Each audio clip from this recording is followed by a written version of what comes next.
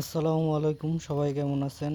আজকে আপনাদের মৌসুমী ফল, গ্রীষ্মকালীন ফল কাঁঠাল সম্পর্কে কিছু গুরুত্বপূর্ণ তথ্য দিব। কাঁঠাল কাদের খাওয়া উচিত, কাদের খাওয়া উচিত না, ভিডিওটি শেষ পর্যন্ত দেখলে তারা বুঝতে পারবেন। প্রথমে কাঁঠালের উপকারী দিকগুলো তুলে ধরতেছি। কাঁঠালে রয়েছে প্রচুর পরিমাণে ভিটামিন সি ও প্রাকৃতিক শর্করার অন্যতম উৎস হচ্ছে কাঁঠাল। হজম শক্তি বৃদ্ধিতে কাঁঠাল অন্যতম গুরুত্বপূর্ণ ভূমিকা পালন করে, কারণ এতে রয়েছে ডায়েটরি ফাইবার। এছাড়া কাঁঠালে প্রচুর পরিমাণে ভিটামিন এ রয়েছে, যা চোখের দৃষ্টিশক্তি বৃদ্ধি করতে অত্যন্ত গুরুত্বপূর্ণ ভূমিকা পালন করে। এছাড়া এতে থাকা অ্যান্টিঅক্সিডেন্ট ও ভিটামিন সি রোগ প্রতিরোধ ক্ষমতা বৃদ্ধি করে।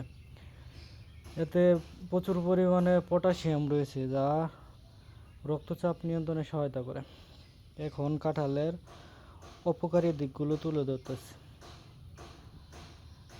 যারা ডায়াবেটিস আক্রান্ত, তাদের কাঁঠাল খাওয়ার ক্ষেত্রে ডাক্তারের পরামর্শ নেওয়া উচিত, কারণ কাঁঠালে প্রচুর পরিমাণে সুগার বা চিনি রয়েছে।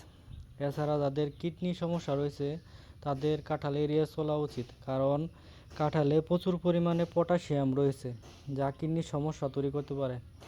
এছাড়া কিছু কিছু ক্ষেত্রে, অনেকের ক্ষেত্রে কাঁঠালের মাঝে অ্যালার্জি সমস্যা দেখা দিতে পারে।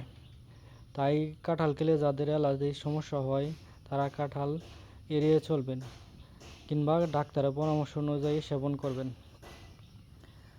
এছাড়া অতিরিক্ত হারে কাঁঠাল খেলে পেটের সমস্যা হতে পারে।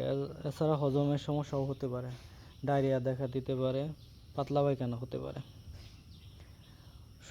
সর্বোপরি যে কথাটি বলা, সকলেই বিশেষজ্ঞরা বলে থাকে, খালি পেটে কখনো ফল খাবেন না, বিশেষ করে কাঁঠাল, আম এগুলো।